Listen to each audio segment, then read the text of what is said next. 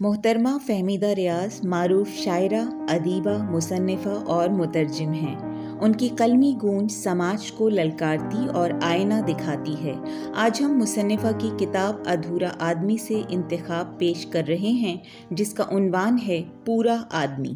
پاکستان کے درمیانہ طبقے کا فرد ایک تشنہ وجود، ایک نامکمل مسخ شدہ شخصیت، انفرادی سطح پر اکتساب مسرت سے محروم، لذت سے خائف اور بے یقینی کا شکار، اور اجتماعی لحاظ سے فسطائیت قبول کرنے کے لیے تقریباً تیار فرد کا مستقبل کیا ہے؟ کیا تاریخی قوتیں اسے فسطائیت کے بدلے کسی اور راستے پر ڈال سکتی ہیں؟ یہاں ہمیں پھر یہ بات دہرانے دیجیے کہ کوئی بھی نظریہ اجتماعی عمل پیدا کرنے والی قوت اسی وقت بنتا ہے جب وہ ٹھوس مادی ضروریات کی تکمیل کرتا ہو۔ درمیانے طبقے کا پراگندہ ذہن فسطائی نظریات کو اس لیے قبول کر لیتا ہے کیونکہ وقتی طور پر وہ اپنی آزادی اور خود مختاری سے نجات پا کر خود کو محفوظ تصور کر سکتا ہے، لیکن اگر یہ نظریہ اس کی مادی ضروریات پوری نہ کر سکے تو اس کے لیے بالآخر بے یقینی اور جھنجھلاہٹ کے جذبات محسوس کرنا ممکن ہے۔ فرد کی نفسیات کو کسی بھی معاشرے میں موجود کشمکش اور تضادات سے علیحدہ کر کے نہیں دیکھا جا سکتا۔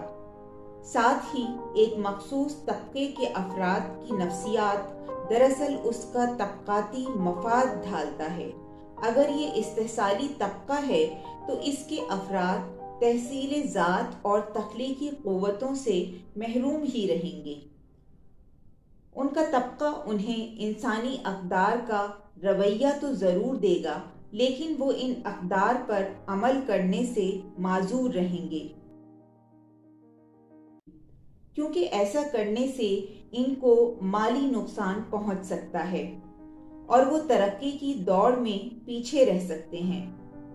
دوسرے الفاظ میں اگر وہ آزادی حاصل کر بھی لیں تب بھی اختیار سے محروم ہی رہیں گے اور اس خلا کو پر کرنے کے لیے مادیت اور خود اذیتی میں پناہ ڈھونڈتے رہیں گے۔ اس طرح ان کا کچلا ہوا ادھورا وجود کبھی تکمیل تک نہیں پہنچ سکتا۔ ایسا تو ممکن ہے کہ معاشرے کی طبقاتی کشمکش میں وہ ایسی عظیم قوتوں کا زوال دیکھیں جن پر وہ تکیہ کرتے رہے ہوں، اور ایسے کمزور طبقوں یا گروہوں کو کامیابی سے ہمکنار پائیں جنہیں وہ کبھی خاطر میں بھی نہ لاتے ہوں۔ اگر مستقبل میں ایسا ہوا تو اس ادھورے آدمی کی پسندیدگی کا توازن بگڑ کر رہ جائے گا اور وہ اضطراری حالت میں کسی اور عظیم طاقت میں ضم ہونے کے لیے لپکے گا۔ لیکن یہ ناممکن نہیں۔ علم اور شعور کے باعث اس طبقے کا ایک چھوٹا حصہ اس بات کو اچھی طرح سمجھ لے کہ فسطائی نظریات اعصابی بیماریوں کی علامتوں کی مانند ہیں۔